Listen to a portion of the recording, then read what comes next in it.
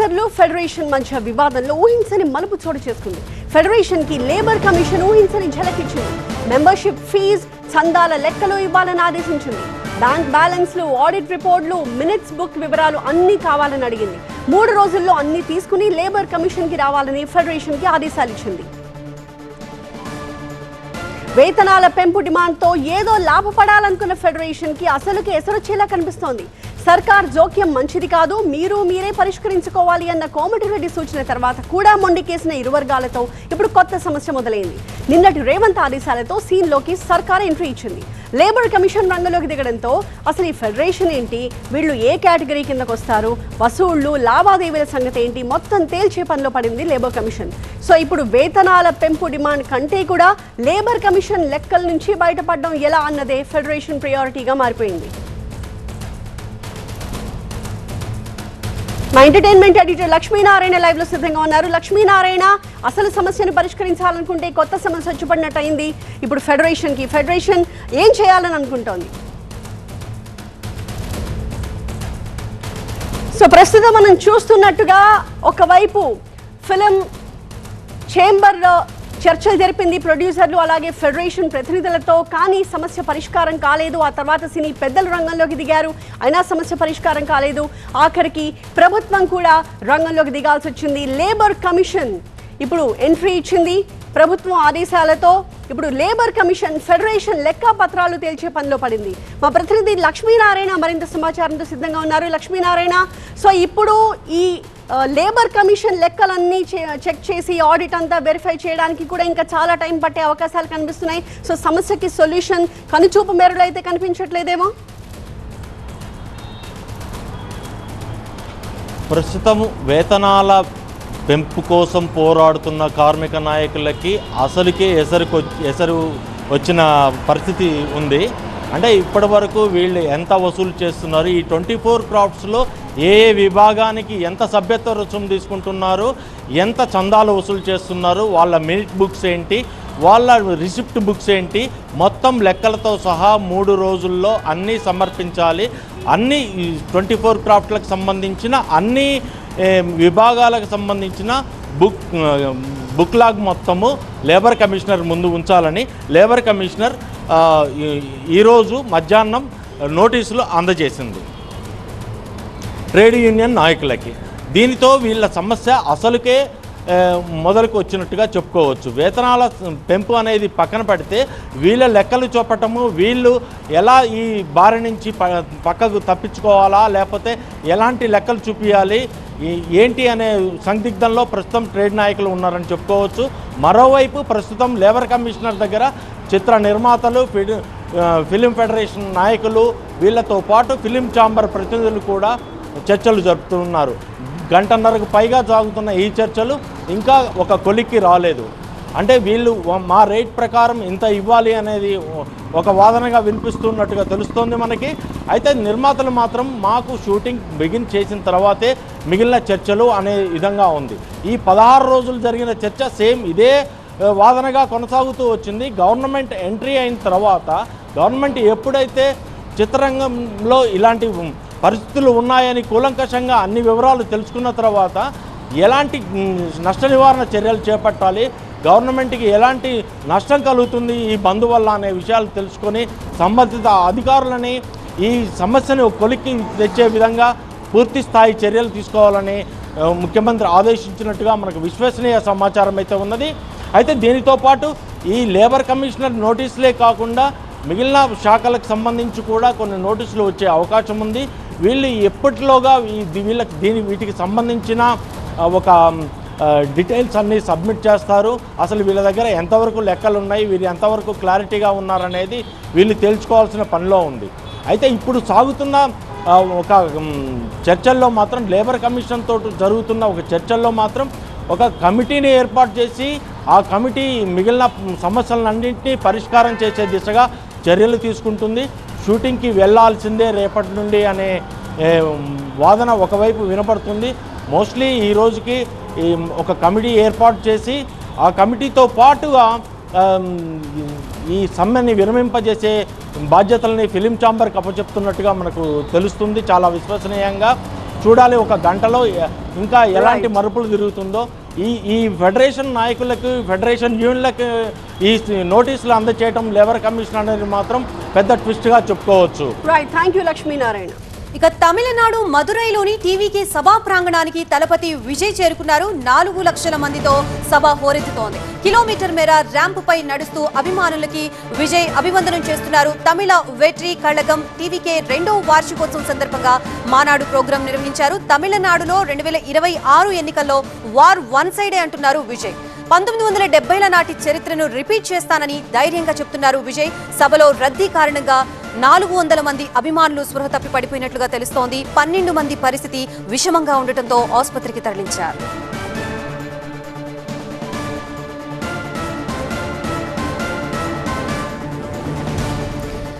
Tamil Nadu మదురైలోని TVK సభలో ప్రస్తుతం విజయ్ మాట్లాడుతున్నారు. లైవ్ లో చూద్దాం. தமிழக மக்கள் மட்டும் எப்படி ஒட்டுவாங்க?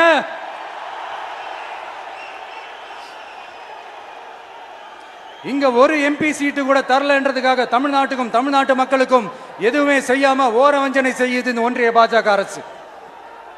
சங்கம் வச்சு தமிழ் வளர்த்த மண் இந்த மதுரை மண். அதனால இங்க அந்த கீழடியில கிடைச்ச ஆதாரங்களை எல்லாம் மறைச்சிட்டு எங்க நாகரிகத்தையும் எங்க வரலாறையும் அழிக்கிறதுக்காக உள்ளடி வேலை செய்யலாம்னு நினைக்கிறீங்க. தமிழ்நாட்டை தொட்ட என்ன நடக்கும்னு இங்க பல உதாரணங்கள் இருக்குது. அதனால இதையெல்லாம் மறைச்சிட்டு எங்க மக்களை ஏமாத்திடலாம்னு மட்டும் நினைக்காதீங்க. மத நல்லிணக்கத்திற்கு பெயர் பெற்ற இந்த மதுரை மண்ணிலிருந்து சொல்றேன், உங்க எண்ணமெல்லாம் ஒரு நாளும் ஈடேறாது.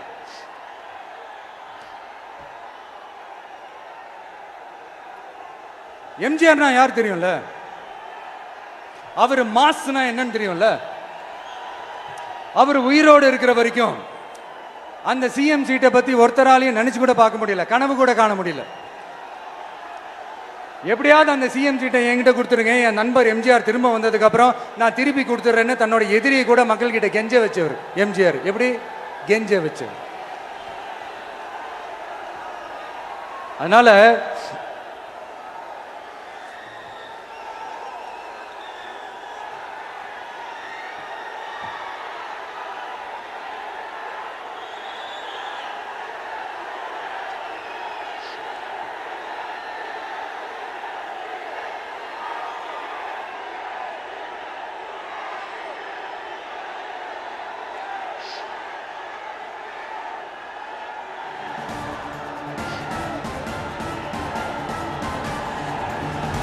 ஆனா இப்போ அவர் ప్రస్తుతం ఇదే అంశానికి సంబంధించి మనకి పూర్తి అప్డేట్స్ ఇవ్వడానికి మా ప్రతినిధి రాజు సిద్ధంగా ఉన్నారు. రాజు, విజయ్ స్పీచ్ చూస్తుంటే చాలా కాన్ఫిడెంట్ గా కనిపిస్తున్నారు. మరి నెక్స్ట్ ఎలక్షన్స్ లో గెలిచే అవకాశాలు ఏం కనిపిస్తున్నాయి? డీటెయిల్స్ ఏంటి? ఖచ్చితంగా అందరి చూపు కూడా మదురై దళపతి స్పీచ్ వైపే ఉన్నట్టుగా స్పష్టమవుతుంది. ఎందుకంటే చాలా స్పష్టంగానే బీజేపీ డిఎంకేని రెండూను శత్రువులుగానే చూస్తున్నట్టుగా స్పష్టమైంది.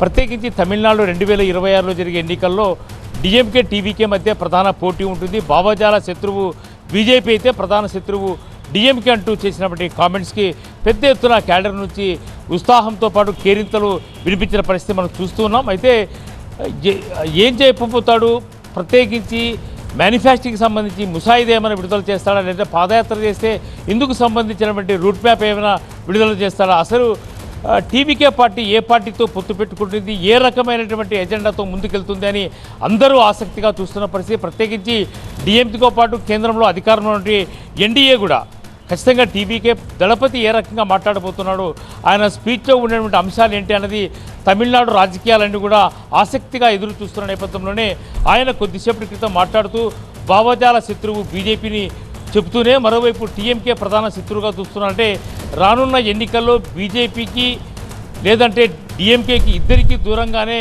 టీవీకే పార్టీ ఉండబోతుందన్న విషయం అయితే చాలా స్పష్టంగా అర్థమైన పరిస్థితి కనిపిస్తుంది. దాదాపుగా 4 లక్షల మందికి పైగానే టీవీకే పార్టీ అభిమానులతో పాటు పార్టీ శ్రేణులు ఈ సభలో పాల్గొన్నాయి. ఖచ్చితంగా ఒక దిశానిర్దేశం చేసే అవకాశం ఉన్నట్టుగా స్పష్టమవుతున్న పరిస్థితిలో తమిళనాడు రాజకీయాల్లో టీవీకి పాత్ర అత్యంత కీలకంగా ఉండబోతుంది అన్నది 2026 ఎన్నికల్లో ఒక పోరాటం జరగబోతోంది అని టీవీకే పార్టీ అధినేతగా విజయ్ స్పష్టం చేసిన నేపథ్యంలో తమిళనాడు రాజకీయాల్లో ఒక ఆసక్తిని కలిగించే కామెంట్సే ఇప్పుడు టీవీకే పార్టీ అధినేత విజయ్ చేసిన పరిస్థితి కనిపిస్తుంది. అయితే ప్రధానంగా ఏ రకమైనటువంటి ఎజెండాతో ముందుకెళ్తాడు, అసలు మేనిఫెస్టోలో ఏ అంశాలని పరిగణలోకి తీసుకుంటాడు, పాదయాత్రకు సంబంధించి ఏ రకమైన మేనిఫెస్టో ఉంటుంది, కలిసి వచ్చే పార్టీలేవి, శత్రుత్వంగా ఉండే పార్టీలేవి, అసలు టీవీకే పార్టీ ఏ ఎజెండాతో పార్టీ రేపు 2026 ఎన్నికల్లో అధికారమే లక్ష్యంగా ప్రజల్లోకి ఎందుకుంది, ప్రతి ఇంటి తలుపు తడుతారని చెప్పేసి చెబుతున్నటువంటి విజయ్ ఏ మేనిఫెస్టో ఏ ఎజెండాతో ప్రజల ముందుకు వస్తాడన్నది మాత్రం ఆసక్తిగా మారిపోయిన నేపథ్యంలో ఖచ్చితంగా దళపతి ఒక విప్లవాన్ని సృష్టిస్తాడా, లేదంటే తాను ఎన్నికల్లో పోరాటం చేయబోతున్నాను, ప్రతి ఇంటి తలుపు తట్టి ఖచ్చితంగా రాష్ట్రంలో ఉన్న డిఎంకేకి వ్యతిరేకంగా కేంద్రంలో ఉన్నటువంటి బీజేపీ ఎన్డీఏకి వ్యతిరేకంగా తాను పోరాటం ఉండబోతున్నానని చెప్పేసి స్పష్టం చేసిన నేపథ్యంలో ఖచ్చితంగా ఒక ఆసక్తి అయితే నెలకొంది. మళ్ళీ చూడాలి, మాటలు గుట్టాలు పేలుస్తున్నటువంటి విజయ్ ఏ రకమైన కామెంట్స్తో జనం ముందుకు వెళ్ళబోతాడు, ఎంతవరకు తమిళనాడు ప్రజలు విజయ్ చెప్పే మాటల్ని లేదంటే ఇచ్చే హామీల్ని నిలబెట్టుకుంటారు అన్న విశ్వాసాన్ని కలుగజేస్తారనేదే ప్రధాన చర్చగా మారిపోయింది. ఖచ్చితంగా ద్రవిడ పార్టీల్లో ప్రధానమైనటువంటి పార్టీగా రేపు 26 ఎన్నికల్లో టీవీకే పార్టీ పోటీలో ఉండబోతుందా, ఏ రకమైనటువంటి పోటీ ఇవ్వబోతుంది అన్నది ఈ మహానాడు ద్వారా స్పష్టం చేసే అవకాశం ఉంది. ఇందుకు సంబంధించి తమిళనాడు రాజకీయాలన్నీ కూడా మదురై తూతుకుడిలో జరుగుతున్నటువంటి ఆ హైవేలో కొనసాగుతున్నటువంటి దాదాపుగా 500 ఎకరాల్లో కొనసాగుతున్నటువంటి భారీ బహిరంగ సభ వైపే అందరూ చూస్తున్న పరిస్థితి కనిపిస్తోంది.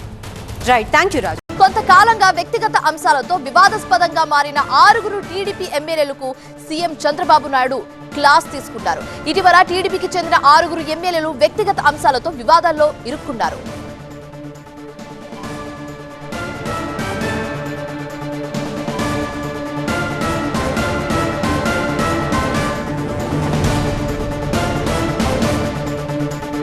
వాళ్ళెవరో చూద్దాం ఒకసారి. ఫస్ట్, శ్రీకాకుళం జిల్లాలో కేజీబీవీ ప్రిన్సిపల్ సౌమ్య విషయంలో ఆమదల వలస ఎమ్మెల్యే కూన రవికుమార్ సంకటంలో పడ్డారు. కూన రవికుమార్ తనను వేధిస్తున్నాడంటూ ప్రిన్సిపల్ సౌమ్య ఆత్మహత్యయత్నం చేశారు.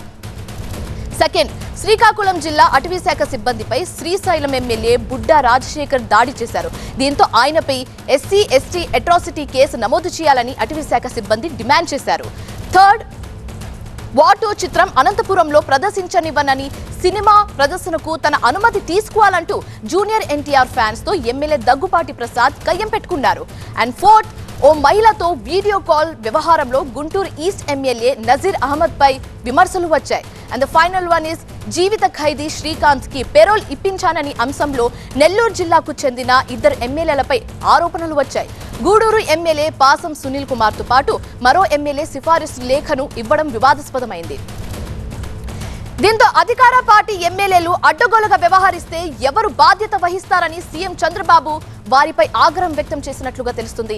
ఇష్టం వచ్చినట్లు వ్యవహరిస్తే రాజకీయ సన్యాసం తప్పదంటూ మాస్ వార్నింగ్ ఇచ్చారు. ఇష్టం వచ్చినట్లు ప్రవర్తిస్తే ఉపేక్షించేది లేదని, సీఎం తప్పు చేస్తే చట్టపరమైన చర్యలు తీసుకుంటామన్నారు సీఎం చంద్రబాబు నాయుడు. మరింత తాజా సమాచారం మా అసోసియేట్ ఎడిటర్ ఈశ్వర్ అందిస్తారు.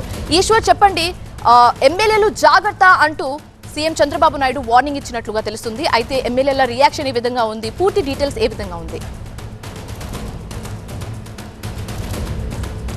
ఇటీవల కాలంలో ఈరోజు క్యాబినెట్లో ప్రధానంగా దాదాపుగా 22 రెగ్యులర్ ఎజెండాతో పాటు మరొక 10 టేబుల్ ఎజెండా జాయిన్ అయ్యాయి. మొత్తం 32 చాలా కీలకమైన అంశాల పట్ల, రాష్ట్ర పరిపాలనతో సంబంధించిన అంశాలతో పాటు డెవలప్మెంట్కి సంబంధించిన అంశాలు, వెల్ఫేర్కి సంబంధించిన అంశాలు, ఇవన్నీ మొత్తం ఇట్లాంటి 32 అంశాలతో క్యాబినెట్ జరిగింది. అందులో చాలా కీలకమైన అమరావతి రాజధాని గ్రామాల్లో, అమరావతితో ఈక్వల్గా రాజధాని ప్రాంతంతో పాటు ఈక్వల్గా రాజధాని గ్రామాల్లో కూడా మౌలిక సదుపాయాల కల్పనకి దాదాపుగా 900 కోట్ల రూపాయలను వెచ్చిస్తూ క్యాబినెట్ ఈరోజు ఆమోదం తీసుకుంది. అదే సమయంలో కొన్ని వారికి పాలసీని కూడా ఈరోజు క్యాబినెట్ తీసుకొచ్చే ప్రయత్నం చేసింది. అదే సమయంలో క్యాబినెట్ రెగ్యులర్ అజెండా అయిపోయాక పొలిటికల్ అజెండా డిస్కషన్ టైంలో ఎమ్మెల్యేలకు సంబంధించిన అంశం ప్రస్తావనకు వచ్చింది. ప్రధానంగా బుడ్డా రాజశేఖర రెడ్డి, నిన్న అటవీ శాఖ అధికారులకి బుడ్డా రాజశేఖర రెడ్డికి మధ్య జరిగిన వివాదం ఏదైతే ఉందో దానిపైన ప్రధానంగా చర్చ జరిగింది. ముఖ్యమంత్రి స్వయంగా దాన్ని మంత్రుల వద్ద ప్రస్తావిస్తూ ఇట్లాంటి కార్యక్రమాలని ఎందుకు ఎమ్మెల్యేలు తరచుగా చేస్తున్నారు, తరచుగా ఎమ్మెల్యేలు ఎందుకు వివాదాల్లో ఇరుక్కుంటున్నారో అర్థం కావడం లేదు. రిపీటెడ్గా చాలాసార్లు చాలా సమన్వయంతో వ్యవహరించాలి, సంయమనంగా ఉండాలి, ఎలాంటి వివాదాల్లోకి వెళ్లకుండా జాగ్రత్తలు తీసుకోవాలని చెప్పినప్పటికీ కూడా ఒక్కసారిగా ఇటీవల కాలంలో గత 15 రోజుల కాలంలోనే వరుసగా అధికార పార్టీకి సంబంధించిన 6 ఎమ్మెల్యేల పైన వ్యక్తిగత స్థాయిలో వివాదాలు రావడంతో తెలుగుదేశం పార్టీ అలర్ట్ అయింది. ఇప్పటికే చాలామందిని పార్టీ రాష్ట్ర అధ్యక్షుడు పార్టీ కార్యాలయానికి పిలిచి వాళ్ళ దగ్గర నుంచి వివరణ తీసుకుంటున్నారు. మిగతా ఏజెన్సీస్ ద్వారా వాళ్ళకి ఆ సోర్స్ తీసుకుని వాళ్ళని ఎక్కడైతే తప్పు చేశారని నిర్ధారణ అయితే మాత్రం సీరియస్గా చర్యలు తీసుకునే ప్రయత్నం చేస్తున్నారు. అందులో భాగంగానే బుడ్డా రాజశేఖర రెడ్డి మీద కేసు రిజిస్టర్ చేశారు. ఇప్పటికే కేసు రిజిస్టర్ అయింది. మళ్ళీ వాళ్ళు ఇప్పటికీ SC ST atrocity case register చేయాలని ఒక డిమాండ్ అయితే ఫారెస్ట్ ఎంప్లాయీస్ నుంచి ఉంది. ఈ విషయంలో కూడా నిన్న పవన్ కళ్యాణ్ దీని మీద చాలా సీరియస్గా రియాక్ట్ అయ్యారు. దానికి అటవీ శాఖ పవన్ కళ్యాణ్ పర్యవేక్షణలో ఉంది కాబట్టి అక్కడ ఉద్యోగులకి భద్రత కల్పించాల్సిన అవసరం ఉంది. ఎందుకంటే గతంలో కూడా పవన్ కళ్యాణ్ చాలా మీ పైన ఎలాంటి రాజకీయ ఒత్తిళ్లు కానీ లేకపోతే ఎలాంటి బెదిరింపులు ఉండకుండా చూసే బాధ్యత మాది అని ఉద్యోగులకి భరోసా ఇచ్చే ప్రయత్నం పెద్ద ఎత్తున చేశారు. కాబట్టి దాన్ని నిలుపుకోవాలంటే ఇట్లాంటి జరగకుండా చూడాల్సిన అవసరం ఉంది అన్నది ముఖ్యమంత్రితో ఆయన నిన్ననే చర్చించినట్టు సమాచారం. ఆ తర్వాత ముఖ్యమంత్రి కూడా వ్యవహారాన్ని సీరియస్గా తీసుకున్నారు. అదే సమయంలో మిగతా ఎమ్మెల్యేల మీద కూడా చాలా సీరియస్ అలిగేషన్స్ వచ్చాయి. నెల్లూరుకు సంబంధించిన 2 ఎమ్మెల్యేలు ఏకంగా ఒక నోటోరియస్ క్రిమినల్కి పెరోల్ రావడానికి సహకరించే ప్రయత్నం చేశారు. అదే సమయంలో మిగతా 2 ఎమ్మెల్యేల మీద లైంగిక ఆరోపణలు వచ్చాయి. సో ఇంత ఎవరు ఊహించలేదు. తెలుగుదేశం పార్టీ సాధారణంగా క్రమశిక్షణతో ఉండే పార్టీ, లేకపోతే ఇట్లాంటి వాటికి పెద్దగా అవకాశం ఇవ్వరు. ఇట్లాంటి జరిగితే ముఖ్యమంత్రి తీవ్ర స్థాయిలో ఆగ్రహం వ్యక్తం చేస్తారని చెప్పే రెగ్యులర్గా ఇట్లాంటి జరుగుతుంటుంది. కాబట్టి ఇప్పుడు జరిగిన ఒక్కసారిగా జరిగిన ఈ సంఘటనలన్నింటినీ చాలా సీరియస్గా తీసుకుంది. అదే విషయాన్ని చెప్తూ రాజకీయంగా కూడా ఇబ్బందులు ఎదుర్కొంటారు, చట్టపరంగానే కాదు, ఇక పైన నేను ఎవరిని ఉపేక్షించబోనని చెప్పిన నేపథ్యం అయితే కనిపించింది. మరొక సమయంలో మంత్రులకు సంబంధించిన పర్ఫార్మెన్స్కి సంబంధించి కూడా డిస్కషన్ వచ్చింది. ఈరోజు మంత్రులకు సంబంధించి వాళ్ళ ఫైల్ క్లియరెన్స్ ఎంత సమయం తీసుకుంటున్నారన్న దాని మీద చాలా ఆసక్తికరమైన చర్చ జరిగింది. మంత్రులతో పాటు ఆఫీసర్స్, ఆల్ ఇండియా సర్వీసెస్ ఆఫీసర్లు అందరూ కూడా ఎంత సమయం తీసుకుంటున్నారో ముఖ్యమంత్రి చదివి వినిపించారు. దాదాపుగా 140 మందికి పైగా పేర్లు చదివి వినిపించారు. ఒక అధికారి అయితే ఏకంగా 140 రోజులు ఒక ఫైల్కి తీసుకుంటున్నారన్న సమాచారం ఉండడంతో, అట్లాంటి రిపోర్ట్ ఉండడంతో అధికారి ఎవరో వెంటనే అలర్ట్ చేయాల్సిన అవసరం ఉంది. అధికారి నుంచి నివేదిక తెప్పించి అతని మీద చర్యలు తీసుకోవాల్సిందిగా కూడా ముఖ్యమంత్రి ఆదేశించినట్టుగా సమాచారం అంతా. ఫైట్ 5లో 4th ఎక్స్క్లూజివ్ వార్త చూద్దాం. కాళేశ్వరం కమిషన్ నివేదికపై కేసీఆర్, హరీష్ రావు వేసిన పిటిషన్కి సంబంధించి హైకోర్టులో వాడివేడిగా వాదనలు జరిగాయి. కాళేశ్వరం కమిషన్ నివేదిక ద్వారా ప్రభుత్వం అనేక చర్యలకు పాల్పడే అవకాశం ఉందని హరీష్ రావు తరపు న్యాయవాది సుందరం అనుమానాలు వ్యక్తం చేశారు. అంతేకాకుండా ప్రభుత్వం లీగల్ గా కూడా ముందుకెళ్లే అవకాశం కూడా ఉందని తెలిపారు. 8B నోటీస్ ఇవ్వలేదు కాబట్టి నివేదిక చెల్లదని, PC ఘోష్ కమిషన్ నివేదికని కొట్టేయాలని సుందరం కోరారు. అడ్వకేట్ జనరల్ కి ధర్మాసనం 3 కీలక ప్రశ్నలు సంధించింది. రిపోర్ట్ ని పబ్లిక్ డొమైన్ లో పెట్టారా, పిటిషనర్స్ కి 8B నోటీసులు ఇచ్చారా లేదా, రిపోర్ట్ పై ప్రెజెంటేషన్ ఇచ్చారా అని ధర్మాసనం ఏజీని ప్రశ్నించింది. అసెంబ్లీలో చర్చించిన తర్వాతే కాళేశ్వరం నివేదికని పబ్లిక్ డొమైన్ లో పెడతామని చెప్పారు advocate general Sudarshan Reddy. Notice ఇచ్చాకే కొన్ని కాపీస్ కూడా ఇవ్వాలని స్వయంగా కేసీఆర్ కమిషన్ కి లేఖ కూడా రాశారన్నారు. ఈ లేఖని హైకోర్టుకి సబ్మిట్ కూడా చేశారు అడ్వకేట్ జనరల్. కేసీఆర్ అడిగిన కాపీస్ అన్ని కూడా ఇచ్చామని తెలిపారు. సెక్షన్ మెన్షన్ చేయనంత మాత్రాన అది 8B నోటీస్ కాదని అనలేమని చెప్పారు. కాళేశ్వరం కమిషన్ తరపు వాదనలు వినిపించారు అడ్వకేట్ నిరంజన్ రెడ్డి. అయితే చర్యలు తీసుకునే అంశంపై కమిషన్ ఎలాంటి సిఫారసు చేయలేదని తెలిపారు. అసెంబ్లీ వేదికగా చర్చిస్తామని చెప్పడం సబబే అన్నారు. రిపోర్ట్పై మధ్యంతర ఉత్తర్వులు అవసరమే లేదన్నారు. అన్ని అంశాలను పరిశీలించే కమిషన్ విచారించిందని నిరంజన్ రెడ్డి ధర్మాసనానికి వివరించారు. కమిషన్ నివేదికను ప్రభుత్వానికి సమర్పించాక అధ్యయనం చేయడానికి 6 నెలల సమయం ఉంటుందని కేసీఆర్ తరపు న్యాయవాది శేషాద్రి వాదించారు. అసెంబ్లీలోనూ మాపై బురద జల్లే అవకాశం కూడా ఉందని తెలిపారు. నివేదిక ఎప్పుడు అసెంబ్లీలో ప్రవేశపెడతారు, నివేదికపై చర్యలు తీసుకున్నాక అసెంబ్లీలో పెడతారా, అసెంబ్లీలో పెట్టాక చర్యలు తీసుకుంటారని కూడా కోర్టు ప్రశ్నించింది. ఇంకా ఏ నిర్ణయం తీసుకోలేదన్న ఏజీ రేపు లేదా సోమవారం సమాచారం తెలుసుకుంటానని ఏజీ చెప్పారు. దీంతో హైకోర్టు తదుపరి విచారణని రేపటికి వాయిదా వేసింది. పూర్తి అప్డేట్స్ అందించడానికి మా ప్రిన్సిపల్ కరెస్పాండెంట్ ప్రణీత లైవ్ లో సిద్ధంగా ఉన్న. ప్రణీత, ఒకరు కాదు ఇద్దరు కాదు ఏకంగా 4 లాయర్స్ 4 రకాల వర్షన్స్ వినిపించారు. ఇవన్నీ విన్న తర్వాత కోర్టు ఏం చెప్పింది, పూర్తి అప్డేట్స్ ఏంటి? అయితే ఈరోజు అయినటువంటి విచారణ అంతా కూడా కేవలం 8B నోటీసెస్ పైనే ఎక్కువగా కూడా ఇరువురు అడ్వకేట్స్ కూడా ఫోకస్ చేశారు. అటు కేసీఆర్తో పాటు హరీష్ రావు అడ్వకేట్స్ మాత్రం తమకు 8B నోటీస్ అవకాశం కమిషన్ కల్పించలేదు కాబట్టి కమిషన్ ఇచ్చేటువంటి నివేదికను పూర్తిగా పక్కన పెట్టాల్సి ఉంటుంది. లేని పక్షంలో ప్రభుత్వం ఈ కమిషన్ నివేదికని అస్త్రంగా చేసుకొని తమ మీద లీగల్గా ప్రొసీడ్ అయ్యేటువంటి అవకాశం ఉంటుంది. ఆ తర్వాత ప్రాసిక్యూషన్ కూడా చేసేటువంటి వీలు ఉంటుంది. కాబట్టి మొత్తం తమకి 8B నోటీస్ ఇవ్వకుండా ఇచ్చేటువంటి కమిషన్ రిపోర్ట్ని పూర్తిగా పక్కన పెట్టాల్సిందిగా వాళ్ళ ప్రధాన వాదన. And same time advocate general వాదన వినిపిస్తూ తమకి గతంలోనే కేసీఆర్కి ఒక నోటీస్ ఇచ్చామని, అదే 8B నోటీస్ అనేటువంటి విషయం వారికి కూడా తెలుసని, కేవలం అందులో 8B అనేటువంటి సెక్షన్ మెన్షన్ చేయనంత మాత్రాన అది 8B నోటీస్ కాకుండా పోదు అనేటువంటి వాదన కూడా అడ్వకేట్ జనరల్ తీసుకొచ్చారు. అండ్ కేసీఆర్ తరఫున వాదించినటువంటి శేషాద్రి మాత్రం గతంలో ఏదైతే ఎంక్వైరీ కమిషన్కి సంబంధించి కొన్ని రూల్స్ ఉన్నాయి, ఏదైనా సరే ఒక ఎంక్వైరీ కమిషన్ రిపోర్ట్ని ప్రభుత్వానికి సబ్మిట్ చేసిన తర్వాత గవర్నమెంట్ దగ్గర 6 months టైం ఉంటుంది. మొదట వాళ్ళు క్యాబినెట్లో ఆ రిపోర్ట్ని ప్రొడ్యూస్ చేస్తారు. ప్రొడ్యూస్ చేసిన తర్వాత 6 months లోపు వాళ్ళు ఆ వ్యక్తి పైన ఏదైనా తప్పు చేశారని తెలిస్తే వారి మీద చర్యలు తీసుకున్న తర్వాత అసెంబ్లీలో దాన్ని పెట్టాల్సి ఉంటుంది. కానీ ఇక్కడ సీన్ అంతా రివర్స్గా జరుగుతుంది. క్యాబినెట్లో పెట్టిన తర్వాత ఇమీడియట్గా మంత్రులు, ముఖ్యమంత్రి నేరుగా మీడియా సమావేశం ఏర్పాటు చేసి పవర్ పాయింట్ ప్రజెంటేషన్ ఇచ్చి కేసీఆర్, హరీష్ రావు పైన బురదలేటువంటి ప్రయత్నం చేస్తున్నారంటూ కూడా వారు ఆరోపించారు. అయితే అడ్వకేట్ జనరల్కి హైకోర్టు మొత్తం అసెంబ్లీలో పెట్టిన తర్వాత చర్యలు తీసుకుంటారు, లేదంటే చర్యలు తీసుకున్న తర్వాత అసెంబ్లీలో పెడుతున్నటువంటి సమాచారం కోసం రేపటికి తదుపరి విచారణను వాయిదా వేస్తుంది. Right, thank you Praneetha. BRS పార్టీలో కుట్రలకు పాల్పడుతున్న వారిని బయట పెట్టాలని కోరితే తనపైనే కక్ష కట్టారని ఆరోపించారు ఎమ్మెల్సీ కవిత. టీబీజీకేఎస్ గౌరవ అధ్యక్ష పదవి నుంచి తనను తొలగించడంపై స్పందించిన కవిత రాజకీయ కారణాలతోనే కొత్త నేత ఎన్నిక జరిగిందన్నారు. కార్మికుల కోసం పోరాడుతున్న తనపై కుట్రలు చేస్తున్నారన్నారు. ఈ మేరకు సింగరేణి బొగ్గుగని కార్మికులకు కవిత బహిరంగ లేఖ రాశారు. తనపై కుట్ర జరుగుతోందని, వివిధ రూపాల్లో తనను వేధిస్తున్నారని ఆమె ఆవేదన వ్యక్తం చేశారు. ఇటీవలే తాను అమెరికా పర్యటనలో ఉండగా లేఖను బయటపెట్టారని, ప్రస్తుతం కూడా తాను అమెరికాలో ఉన్న సమయంలోనే కార్మిక చట్టాలకు విరుద్ధంగా పార్టీ ఆఫీసులో టీబీజీకే సమావేశం నిర్వహించారని ఆరోపించారు. మరోవైపు కవితను ఈ పదవి నుంచి తప్పించడంపై ఆమె అనుచరులు ఆగ్రహం వ్యక్తం చేస్తున్నారు. అయితే ఈ మొత్తం వ్యవహారంపై స్పందించిన కవిత మరోసారి పేరు ప్రస్తావించకుండా బీఆర్ఎస్ లోని కీలక నేతను టార్గెట్ చేస్తూ విమర్శలు గుప్పించడం చర్చనీయాంశంగా మారింది. మరింత సమాచారం మా ప్రతినిధి రాకేష్ అందిస్తారు. రాకేష్, నిజంగానే టీబీజీకేఎస్ అధ్యక్ష పదవి నుంచి అనూహ్యంగా ఎందుకు తొలగించారు కవితని? అలానే కవిత చెబుతున్నట్లుగా తాను విదేశాల్లో ఉండగానే ఇలాంటి సంఘటనలు ఎందుకు జరుగుతున్నాయి? బీఆర్ఎస్ ఏమైనా స్పందించే అవకాశం ఉందా?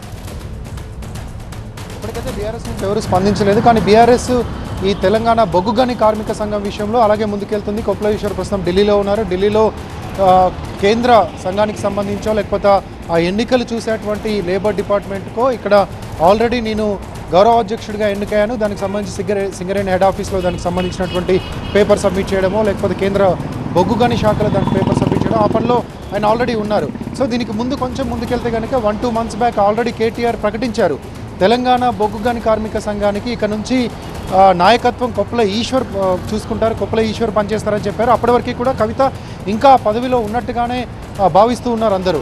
కానీ కొన్ని రోజుల ముందు తెలంగాణ జాగృతి తరపు నుంచి తెలంగాణ జాగృతి సింగరేణి జాగృతి పేరుతో ఒక శాఖను ఏర్పాటు చేసింది. శాఖను కవిత ఏర్పాటు చేసి ఆ సింగరేణి జాగృతి నుంచి కొంతమందిని ఎంపిక చేసి 8 కాన్క్లేవ్స్కి అంటే 8 విభాగాలకు సింగరేణిలో ఉన్నటువంటి 8 ఏరియాలకు 8 మంది ఇన్ఛార్జీలను నియమించి టీబీజీకేఎస్తో పాటు వీళ్ళు కూడా కలిసి పనిచేస్తారని ప్రకటించారు. అప్పుడే పార్టీలో చర్చ జరిగింది. ఆల్రెడీ పార్టీకి ఒక సింగరేణికి సంబంధించినటువంటి విభాగం ఉన్నప్పుడు ఇంకొక విభాగం ఏర్పాటు చేయాల్సిన అవసరం ఏముంది? జాగృతే తెలంగాణ రాష్ట్ర సమితిగా ఉన్నప్పుడు తెలంగాణ రాష్ట్ర సమితికి ఒక అదనపు విభాగంగా ఏర్పడ్డది. అలాంటప్పుడు అక్కడి నుంచి మళ్ళీ ఇంకొక సబ్ డివిజన్ ఏర్పాటు చేసి మళ్ళీ రంగంలోకి దింపడం ఏంటి అని పార్టీలో ఒక చర్చ జరిగింది. అందుకు అనుగుణంగానే మూవ్ అవుతూ వస్తున్నాయి. సో ఈరోజు కవిత రాసిన లేఖలో కొన్ని అంశాలు పరిశీలిస్తే కవిత కొంత ఘాటుగానే స్పందించని చెప్పొచ్చు. ఇది సాంకేతికంగా తప్పు అని చెప్తూనే కొప్పుల ఈశ్వర్ కొత్తగా ఎన్నికైనటువంటి గౌరవాధ్యక్షులు కొప్పుల ఈశ్వర్కి శుభాకాంక్షలు చెప్పారు. దాంతోపాటు ఈ 10 ఏళ్ళుగా నేను చేసిన పనిని ఇది అంటూ చెప్పుకొచ్చారు. ఒక లేఖ విషయంలో కేసీఆర్కు రాసినటువంటి ఒక లేఖ విషయంలో నన్ను తప్పుపడుతూ పార్టీలో నన్ను కార్నర్ చేస్తూ నాపైన కక్ష పెంచుకొని కావాలని చేస్తున్నటువంటి పనుల్లో ఇది ఒకటిగా గమనించాలని ప్రజల్ని కోరారు. ఇక మీదట కూడా నేను సింగరేణి కోసం పనిచేస్తానంటూ కూడా ఆమె చెప్పారు. చాలా ఘాటుగా రాసినటువంటి ఈ లేఖ పట్ల ఇంకా బీఆర్ఎస్ నుంచి అయితే ఎవరు స్పందించేటువంటి అవకాశం కనిపిస్తుంది. ఎస్ రాకేష్.